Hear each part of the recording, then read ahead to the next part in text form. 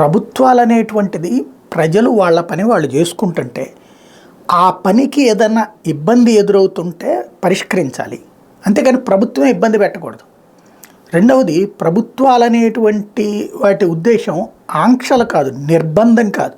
ఇదే విషయం కదా గత కొంతకాలం నుంచి కాంగ్రెస్ పార్టీ చెప్తూ వచ్చింది. ఆ నిర్బంధాల నుండి విముక్తనినే కదా చివరికి అదేదో ముళ్ళకంచెలేశారంటూ పీకేసి మరి ప్రభుత్వం ప్రారంభించింది.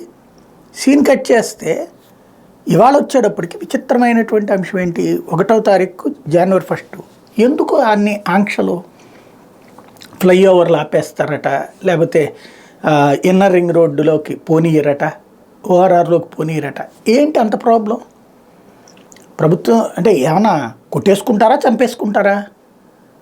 1వ తారీఖు వాళ్ళకి డిసెంబర్ 31 ఏదో ప్రపంచం అంతా మారిపోతుంది, ఇప్పటిదాకా అంత కష్టాలు పడిపోయాం, ఇవాళతో అవన్నీ పోయి రేపటి నుంచి విపరీతమైనది అయిపోతుంది అనేదో ఒక ఫీలింగ్ ఉంటుంది.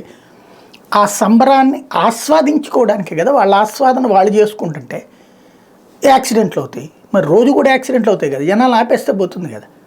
మందు తాగి డ్రైవింగ్ చేయదు, అవి పట్టుకోండి. మందు తాగకుండా ఆపడం వాళ్ళకి ఆ రైట్ ఉంది. ఓవర్ డ్రైవింగ్, ఓవర్ స్పీడ్ వద్దు. ఖచ్చితంగా ఇదిగో 30 కిలోమీటర్ల స్పీడ్కి మించి పోవడానికి వీల్లేదు 1వ తారీఖు. ఎంతమంది తిరుగుతారో అంతా తిరగండి. ఇదిగో ఈ రూట్లో రండి, ఈ రూట్లో పోండి.